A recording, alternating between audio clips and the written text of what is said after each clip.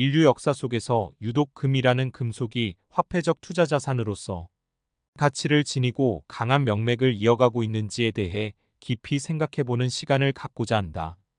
먼저 화폐적 투자 자산의 성격을 가지려면 가치 저장, 가치 척도 및 교환의 매개 수단이 되어야 한다고 말하는데, 여기서 가장 기본적으로 갖추어야 할 사항은 가치 저장 성격일 것이다. 가치가 저장되지 않을 경우 가치 척도와 교환 매개는 의미가 없기 때문이다. 그럼 가치 저장 수단의 기원을 찾아 인류 고대 역사를 거슬러 올라가 보자.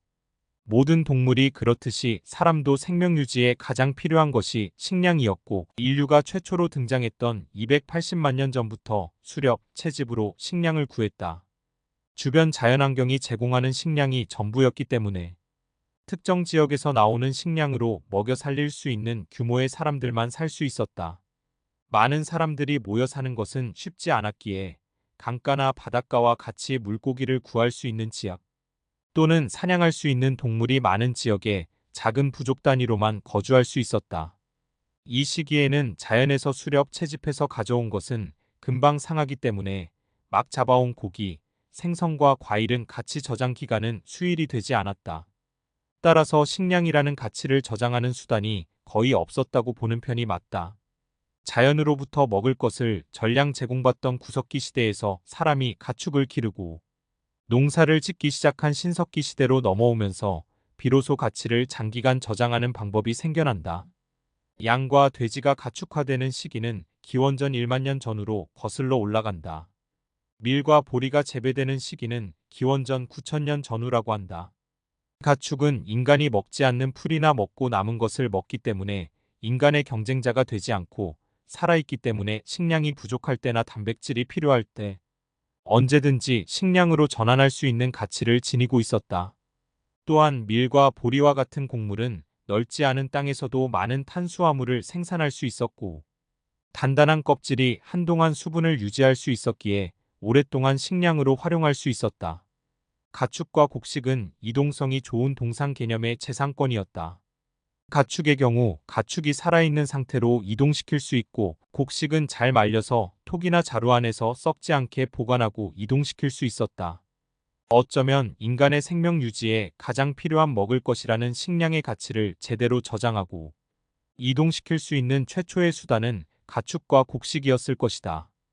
기원전 8천년 전 나일강 유역에서는 나일강 범람에 힘입은 비옥한 토지와 충분한 햇빛으로 농경 생활이 활발해지고 인구가 집중되면서 고대 문명이 최초로 발생했다. 사람들마다 생산해내는 물품과 필요로 하는 물품이 약간은 달랐기에 사람들이 많이 왕래하는 거리를 중심으로 가축과 곡물을 물물 교환하는 시장이 점점 발달되었을 것이다. 이제부터 금에 대해 본격적으로 이야기를 풀어가 보자. 신석기 시대 이후로 먹을 것이 많아지고 정착 생활로 인해 인간의 집단이 커짐에 따라 노동하는 계급과 노동하지 않는 지배 계급으로 구분되었다. 노동하지 않는 지배 계급에 속한 사람들은 시간이 많기도 하고 규모가 커진 사회를 유지하기 위해 언어, 수학, 문학, 철학, 미술, 정치, 종교 등에 관심을 갖게 되었다. 이로써 단순히 눈에 보이는 먹을 것 외에 눈에 보이지 않는 추상적인 개념까지 관심을 가지고 다루게 되는 문명, 문화가 발달하기 시작했다. 문명 문화가 발달하다 보니 먹을 것, 입을 것 외에도 문명 문화에 필요한 다양한 물품들에 대한 수요가 발생하면서 물물 교환하는 품목에 이들을 포함되어 다양해진다. 그리고 이러한 것들에 언제부터인가 금이 포함되게 되었다.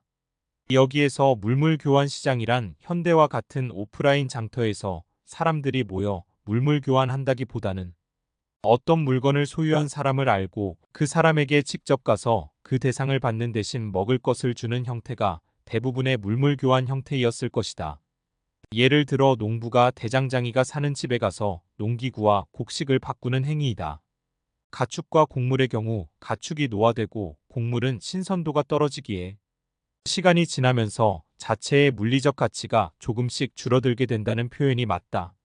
이와 반면에 만약 시간의 경과를 통해 변하지 않는 특성을 지니고 있는 금과 같은 물품이 수요가 생기고 물물 교환 시장에 나오게 된다면 이 물품은 가치 저장의 역할을 하는 데에 있어서 우위점이 분명 있었을 것이다. 과연 금은 먹고 입는 대상이 아닌데 어떠한 가치를 지녔기에 물물 교환 대상에 등장했을까? 물물 교환 대상들에 금이 포함되어 있다는 것은 누군가가 금의 수요 행위가 발생했고 금을 제공하는 사람에게 가축과 곡물을 대가로 지급하게 되었다는 것을 의미한다. 금이 최초로 가치가 생겨나서 수요 행위가 발생되는 기원을 찾는 것이 중요하다. 인류의 역사 기록을 거슬러가 보면 고대 이집트 문명, 문화 중 정치와 종교 분야에서 금의 수요 현상을 비로소 맞이하게 된다. 고대 이집트 이전에 의미 있는 금 수요 현상이 발생되는 기록을 찾기 어려워. 이집트 문명에서 금의 수요 기원을 설명하고자 한다. 고대 이집트 종교는 여러 신을 모시는 다신 체제이었다. 나일강 유역의 비옥한 토양을 바탕으로 농사활동이 활발히 이루어지려면 태양의 역할이 중요했기 때문에 당연히 태양신이 여러 신들 중 중요한 신으로 존재해왔다. 그리고 이집트 고왕국 제5왕조인 기원전 2498년 때부터 여러 신들 중 태양신 라를 주신으로 숭배하기 시작했다. 참고로 이집트의 청동기 시대가 기원전 3500년에서 기원전 1500년 사이가 되니 청동보다 금의 녹는 점이 약간 높기에 청동을 녹이는 온도에 따라 금도 함께 녹여지는 경우도 있었으리라는 논리적 상상도 해볼 수 있다. 그리고 기원전 1353년 즉위한 고대 이집트 제18왕조 제10대 파라오인 아케나톤은 태양신 아톤을 유일신으로 종교개혁을 시도하기도 했다. 그리고 그의 아들이 황금 마스크로 유명한 투탕카멘이었다는 사실을 보면 그 당시의 파라오와 귀족들은 금에 대한 큰 수요가 있었음을 예상할 수 있다. 고대 이집트인들은 파라오가 신이 인간의 육체로 인간 세상에 내려온 것이라 생각했다고 한다. 따라서 태양신과 파라오는 자연적으로 연결된 의미를 갖게 되는데 나일강 유역의 누비아 지역에서 많이 생산된 금, 은 태양의 색상과 유사하다는 점과 함께 사후세계를 믿는 이집트인이 오랫동안 변색되지 않는 금의 특성은 영생의 의미까지 담을 수 있었을 것이다. 이처럼 금이 갖는 태양신의 종교적 의미, 오랫동안 변치 않는 영구적 내구성은 이집트의 종교, 정치, 경제 및 문화와 긴밀히 연동될 수 있었을 것이다. 이렇게 태양신과 파라오를 동격화하여 종교를 활용한 정치 권력의 도구로 금에 대한 수요가 지속되어 왔고 파라오의 무덤에 같이 매장하여 유통시장에서 사라지게 되는 금도 많았다. 또한 새롭게 왕위에 오르는 파라오를 금으로 장식하는데 필요한 수요와 귀족들이 이를 따라하기 위한 수요 또한 만만치 않았을 것이다. 이러한 수요에 의해 금광에서 금을 채굴하거나 강가에서 사금을 채취하는 사람들에게 식량과 같은 대가를 지급하게 되었을 것이다. 이렇게 금은 기원전 수천 년 전부터 이집트 종교, 정치, 경제 및 문화에서 발달된 가치에 기반한 수요가 발생되었고 수요를 맞추기 위해서는 금을 채굴하는 사람들의 많은 노동력 비용을 필요로 했기에 이러한 노동에 상응한 대가가 생겨날 수밖에 없었을 것이다. 단지 그 시대는 화폐가 등장하기 이전이라 가격이 아닌 물물 교환적인 대가로서 의식주에 필요한 물품을 제공하는 단계로 머물러 있었을 것이다. 금은 먹을 것, 입을 것 등의 물물 교환 대상물과 달리 썩지 않고 변색되지 않는 특성을 가지고 있어 현재의 가치를 미래로 보낼 수 있는 몇 안 되는 물품이었기에 오랫동안 가치를 저장하는 것을 원하는 사람들에게는 효율적인 역할을 할 수 있었다. 왕가나 귀족들이 찾는 금의 대가로 농산물, 의복, 고기 등과 교환되기 시작하면서 아마도 금, 은 다양한 물건들에 교환될 수 있는 지위에 올랐고 미래에 보낼 수 있는 가치 저장 수단으로 점점 자리 잡아갔을 것으로 추정된다. 그리고 이러한 금은 이집트의 영향력으로 이웃 주변국으로 영향을 끼치면서 금이 많이 생산되던 리디아에서는 금 주화로 발전되었다. 주화의 의미는 경제사적으로 큰 의미를 가진다. 그 의미에 대해 설명하자면 주화 이전의 금은 순도가 일정하지 않고 한 개, 두 개의 단위가 아닌 무게 단위로 교환되었다. 반면에 주화는 순도가 일정하면서 한 개, 두 개라는 숫자로 별도의 측정 없이 더하고 빼는 사칙 연산이 가능하게 된 큰 발명인 것이다. 또한 주화의 비용을 많이 주어야 구할 수 있는 금을 재료로 사용한다는 것은 비용 관점에서 강력한 위조 방지 기술을 적용한 것이다.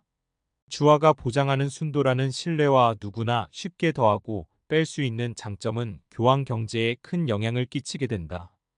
비트코인의 코인이라는 어감이 작은 금액을 뜻하니 이름을 잘못 지었다라고 말하는 사람들이 있으나 코인의 경제사적 의미를 알면 코인이 작아 보이지 않을 것이다. 금을 주재료로 하는 주화 시대가 개막되고 누구나 쉽게 주화 단위로 거래에 활용되면서 금화는 가치 척도와 교환의 매개 역할을 하는 화폐적 자산으로 진화되게 된다. 금화는 로마 시대를 거치면서 주변국으로부터 세금을 받는 수단으로 이어지기도 하고 유럽 및 서아시아 주요 국가들은 로마의 세공을 바치기 위해 로마의 주화를 필요로 하는 수요도 있어서 유럽 중심으로 금의 가치를 확산시키는 과정을 거치기도 했다. 중간 요약하면 인간은 신석기 시대에 이르러 시간을 이겨내서 가치를 저장하고 이동할 수 있는 가축과 곡물이라는 대상을 맞이하게 되었고 고대 문명이 발달하면서 여러 가지 의식주에 꼭 필요한 물품이 아닌 대상들도 물물 교환 대상으로 확대된다. 이러한 물물 교환 대상 중 가치를 오랫동안 저장하기에 적당한 조건을 가진 대상들이 많아지고 여기에 금이 포함된다. 그리고 가치 저장에 가장 강한 자산으로 집중되는 적자 생존 과정을 거치면서 이들 중 금이 가치 저장 수단의 중심이 되어 왔다. 그리고 금을 주재료로 하는 주화라는 발명을 통해 가치 척도와 교환 매개의 역할의 중심점으로 발전되었다는 이야기이다. 이집트에서 발전된 금의 가치 생성 이야기 외에 유독 금이라는 금속이 다른 금속보다 화폐로 발전될 수 있었는지에 대해 금 자체의 장점에 대해 좀 더 분석해보자. 금은 물리적 특성 관점에서 영구성, 변별성, 균질적 분할합체성을 지닌 대체성을 지니고 있고 경제적 관점에서 다른 금속들보다 희소성에 큰 차별점이 있다. 먼저 영구성과 변별성 관점에서 보게 되면 금은 다른 물질보다는 잘 마모되지 않는다는 금속 고유의 강한 내구성을 기본 성질로 지니고 있다. 금은 다이아몬드처럼 불로 태워 없앨 수도 없을 뿐만 아니라 구리와 철과 달리 물과 산소에 반응하는 산화현상이 발생하지 않기에 다른 금속들보다 시간 앞에서도 강한 내구성을 지니고 있다. 따라서 오래된 고분을 발굴할 때 나오는 금 장식물은 원형대로 잘 보존되어 있지만 철로 만든 도구는 녹이 슬어 작아지거나 거의 없어진 형태로 발견되곤 한다. 산화작용이 일어난 금속은 변별성에 있어서 큰 취약점을 지닌다. 일상생활에서 산화작용으로 인해 색깔이 쉽게 변질되는 금속은 과거의 그것과 현재와 미래의 그것과 같지 않게 된다. 따라서 금속 자체끼리도 서로 교환될 수 있는 대체성의 정의를 충족시키지 못한다. 이번에는 균질적 분할합체성 관점에서 금을 살펴보자. 균질적 분할합체성은 금속을 일반적인 자연환경에서 균질하게 분할하고 합체할 수 있다는 특성이다. 자연에서 구할 수 있는 나무, 수채 화력으로 액체 형태로 만들 수 있는 금속의 경우 사람이 녹여서 정량과 표준 크기로 분할시키거나 합칠 수 있다. 참고로 금속별 녹는 온도는 은 962도, 금 1063도, 구리 1530도, 철 1800도이고 금속 무기나 농기구로 처음 사용했던 금속은 청동 970도, 황동노쇠 910도이다. 별도의 풍로 없이 수치탈 때 1100도까지 온도가 올라간다고 하니 사람이 숯을 이용해 쉽게 녹일 수 있는 금속은 동, 은, 금 정도였을 것이다. 그리고 경제적 희소성 관점에서 금을 살펴보자. 금이 높은 가격을 갖게 되는 중요한 이유로 사람들은 희소성에 대해 강조한다. 다른 금속들은 자연에서 많이 분포되어 있기 때문에 생산 비용이 크지 않는 반면 금은 자연에서 쉽게 찾을 수 없는 희소성을 갖기에 단위 생산당 비용이 많이 발생한다. 희소성은 금 유통시장에 신규로 유입되는 양이 적게 유지되게 하여 금의 수요 증가에 따라 가격 상승을 용이하게 하고 가격 하락을 방지하다는 역할을 한다. 예를 들자면 어떤 광물이나 상품을 생산하는데 들어가는 비용이 시장에 유통되는 가격 이상이라면 생산을 통해 얻지 않고 대신 유통시장에서 구매하는 것을 선택하게 된다. 유통시장에 수요가 몰려 가격이 상승하게 되고 유통시장의 가격이 자연에서 금을 채굴하는 비용보다 크다면 금 채굴 비용이 유통시장의 가격에 이르는 선까지 금 생산량이 늘어난다. 그리고 금은 목걸이나 반지 또는 골드바 형태로 사람들이 어느 정도는 팔지 않고 필수로 보유하게 하는 특성을 지니므로 인구가 증가하게 되면 비율적으로 유통되지 않는 금의 비중도 많아진다.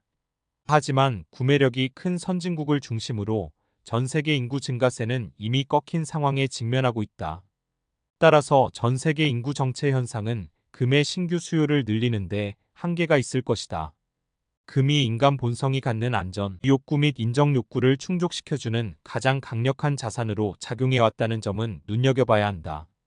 금이 높은 가격을 지니고 있기에 몸에 휴대해 가지고 갈 양만 되더라도 지구 어디서라도 자기 목숨을 지킬 수 있는 의식주를 얻을 수 있는 비상금 역할도 해왔다. 그리고 금은 권위 있는 사람들 또는 부유한 사람들이 자신의 권위와 부를 치장하는 장식물로 사용되어 타인으로부터 자신의 인정 욕구를 채워주는 역할도 해왔다. 금 이외에 다른 귀금속들이 있더라도 금과 같은 위치에 가기 힘든 점은 인정 욕구가 가장 값어치 나가는 대상으로 쏠리는 규칙에 기인한다. 여기에 희소성은 인정 욕구를 자극하는데 꼭 필요한 요소이다. 희소성을 갖춘 상품일 경우 시장에서 거래되는 유통가격이 올라가면 생산자가 생산량을 늘리기 때문에 생산자의 한계 생산 비용이 증가하게 되면서 유통시장과 생산시장 양쪽 모두 가격이 유사하게 된다. 한계 생산 비용이 증가하다 보면 생산시장에서 얻는 것보다 유통시장에서 거래되는 자산을 구입하는 쪽이 더 합리적이기 때문에 구매자는 생산자로부터 구입하는 것이 아니라 유통거래 시장에서 구매하는 현상이 나오기에 시장 유통거래 가격을 올리는 효과를 가져온다. 희소성의 기인에서 발생되는 생산 단위당 한계 비용이 증가되는 속성은 투자 자산이 갖추어야 할 필수 속성이다. 희소성을 갖추더라도 인간의 기억 속에 투자 자산이라고 인지되어야 한다. 투자 자산으로서의 대중인지성은 인간 본성에서 작동되는 인문학적 엔진을 돌리는 효과를 가져온다. 인간 본성은 안전에 대한 욕구와 인정 욕구로 가득 차 있다. 높은 가격을 지니고 대중적 인지성을 갖춘 화폐적 속성을 가진 자산은 지구 어디서나 자신의 안전을 지킬 수 있는 절대적인 가치 보유 자산으로 작용한다. 그리고 부를 가진 사람들에 대한 대중의 동경은 부자들의 인정 욕구를 채워주기에도 강력하다. 인정 욕구를 자극하는 강력한 것들 중 하나는 미디어의 효과이다. 미디어에서 금을 다루는 내용보다 비트코인을 다루는 내용이 월등히 많을 뿐더러 비트코인의 가격과 시장 동향을 매 시간마다 전 세계 각국의 언어로 대중에게 전달한다. 강력한 투자 자산일수록 인정 욕구가 강해진다.